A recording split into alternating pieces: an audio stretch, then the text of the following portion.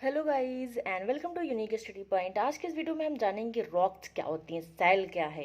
मैंने पिछले वीडियो में आपको पृथ्वी की आंतरिक संरचनाओं के बारे में बताया, डस्ट क्या होती है, मेंटल क्या है, कोर क्या है, इन सबको मैंने डिफाइन किया था।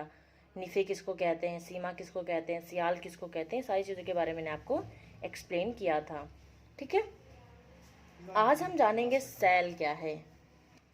इसके अलावा मैं आपको बता दूं कि आपके जो डिलेट सेकेंड सेमेस्टर में जो दोनों कंपलसरी पेपर हैं, सैद्धांतिक विषय जो हैं, चाहे वो वर्तमान भारतीय समाज और प्रारंभिक शिक्षा हो या प्रारंभिक शिक्षा के नवीन प्रयास, ये दोनों आपके टॉपिक से आपके जो लास्ट यूनिट है इसके 2-3 पॉइंट्स रह गए हैं। बाकी आपके दोनों कंपलसरी पेपर ख़त्म होने वाले हैं।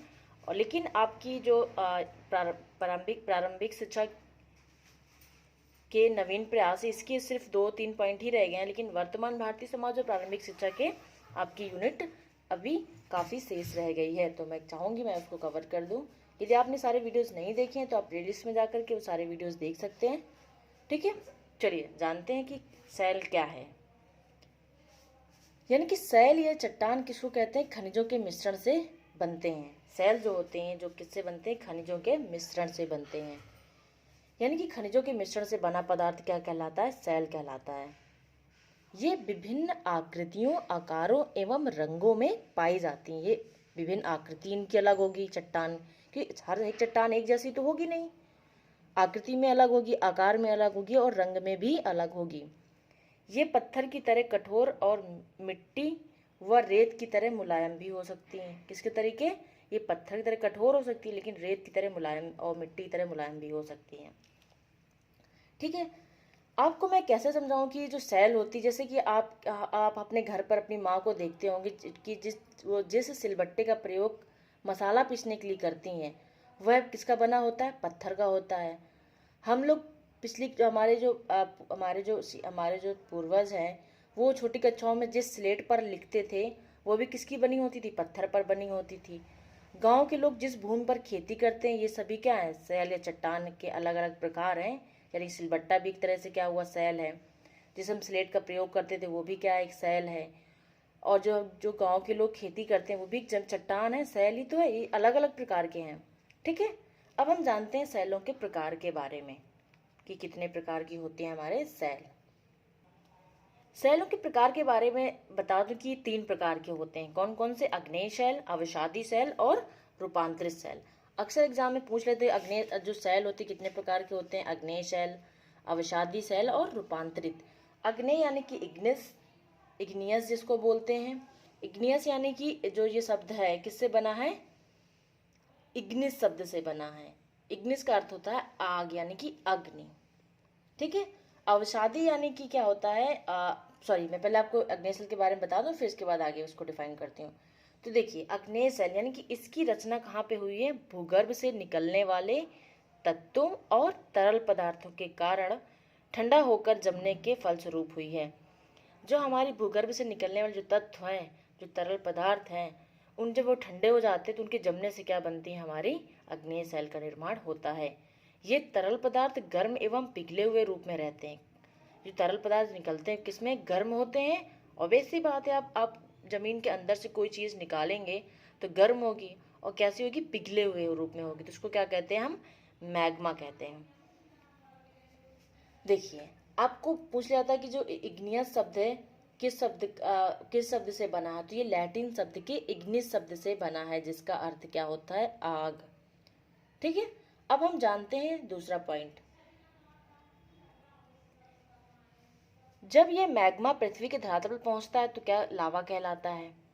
क्या होता है कि जब तरल पदार्थ पृथ्वी के आंतरिक भागों में गर्म एवं पिघले रूप में रहते हैं तो हम उसको मैग्मा कहते हैं। लेकिन जब ये मैग्मा पृथ्वी के धरातल पर पहुंचता है तो उसको क्या कह देते हैं, हम लावा। एग्जाम्पल के रूप में देखें कि जो हमारी अग्नेय सेल की एग्जाम्पल कौन कौन से, ग्रेनाइट, बेसाल्ट और गैब्रो एंड डायोराइट, ये सारी चीज़ें क्या होती हैं, अग्नेय सेल के प्रमुख उदाहरण हैं। अब हम जानते हैं अग्नेय सेल की कुछ विशेषताओं के बारे में कि अग्नेय सेल की क्या क्या विशेषताएं होती हैं। अग्नेय सेल क्या होती हैं, कठोर होती हैं। दूसरा पॉइंट, इसका क्या होता है, अपरदन कम होता है। तीसरा पॉइंट, ये सेल रवेदार और दानेदार होती हैं। चौथा पॉइंट, इन सेलों में क्या परत नहीं पाई जाती हैं। 5वां पॉइंट, इन सेलों में जीवाश्म नहीं पाए जाते हैं। अगला पॉइंट है, इन सेलों में सोना, चांदी, लोहा, अभ्रक आदि खनिज पदार्थ मिलते हैं। किस में मिलते हैं? आग्नेय सेलों में। ठीक है, आई होप आपको समझ में आया आग्नेय सेल क्या है। ठीक है, अब हम जानते हैं जो हमारी दूसरी सेल कौन सी है, परतदार या अवसादी सेल। इसको हम कहते हैं सेडिमेंट्री, उसको कहते हैं इग्नियस, इसको सेडिमेंट्री। क्या होती है ये अवसादी सेल यानी कि परतदार सेल, जिसको हम कहते हैं इंग्लिश में सेडिमेंट्री। परतदार सेलों का निर्माण अवसादों या मलबा जमा होने के कारण होता है। मैं आपको लास्ट में स्ट्रक्चर भी दिखाऊंगी कि आग्नेय सेल का स्ट्रक्चर कैसा होता है, अवसादी सेल का निर्माण कैसे होता है। मैं आपको विथ स्ट्रक्चर आपको दिखाऊंगी। ठीक है, पहले कुछ नोट्स आप ये नोट डाउन कर लीजिए, इसके बाद मैं आपको स्ट्रक्चर दिखाऊंगी। तो ये क्या होती है, इनका निर्माण कैसा, अवसादों या मलबा जमा होने के कारण होता है। यानी कि आपको एग्जाम्पल के तौर पर बता दूं कि बरसात में बहते पानी को हम लोग देखते हैं। जब बरसात में जब बारिश होती है तो पानी बहता है, और वो पानी के साथ साथ क्या होता है, कंकड़, मिट्टी, पेड़ पौधे की पत्तियां भी तेजी से बहती हैं। जब पानी का बहना बंद हो जाता है तो नालियों या सड़कों के किनारे क्या होता है, या इन गड्ढों में क्या मिट्टी, पेड़ पौधे की पत्तियां क्या हो जाती हैं, जम जाती हैं। तो इसी प्रकार क्या होता है, परतदार सेलों का निर्माण किससे होता है, उन अवसाद जो होते हैं मलबा जमा होने के कारण होता है। आपको मैंने बहुत अच्छा एग्जाम्पल बताया कि जब बारिश होती है तो पानी बहता है, तो पानी के साथ साथ कंकड़, मिट्टी, पेड़ पौधे की पत्तियां, ये सारी चीज़ें भी बहती हैं। लेकिन जब पानी बहना बंद हो जाता है तो वो क्या होती है, वहीं पर इकट्ठा हो जाते हैं, नालियों के किनारे मलबा जमा हो जाता है। तो इन्हीं को हम क्या कहते हैं, अवसादी या परतदार सेलों का निर्माण होना। उन्हीं वहीं से हमारी परतदार सेलों का निर्माण होता है। जैसे बलुआ पत्थर, स्लेट, चूने का पत्थर, कोयला, खड़िया, सारी चीज़ें किसके अंतर्गत आती हैं, परतदार सेलों के एग्जाम्पल हैं। इनकी विशेषताओं के बारे में जान लेते हैं। इनका निर्माण चट्टान, चूर्ण, जीवावशेषों एवं वनस्पतियों के एकत्रीकरण से होता है। यानी कि इनके चट्टान के जो जो टुकड़े छोटे टुकड़ों में डिवाइड हो जाती हैं, विभाजित हो जाती हैं खंडों में, या जीवावशेष यानी कि जीवों के जो अवशेष तथा वनस्पतियों के एकत्रीकरण से होता है। जैसे मैंने आपको ये बारिश वाला एग्जाम्पल बताया। इन सेलों में जीवाश्म पाए जाते हैं, लेकिन जबकि उसमें क्या होता था, आग्नेय सेल में नहीं पाए जाते थे। ये सेल रवेदार नहीं होती हैं, जबकि आग्नेय सेल रवेदार होती हैं। इन सेलों में परतें पाई जाती हैं, जबकि आग्नेय सेलों में परतदार नहीं होती हैं। ये सेल प्रायः मुलायम होती हैं, जबकि आग्नेय सेल क्या होती थी, कठोर।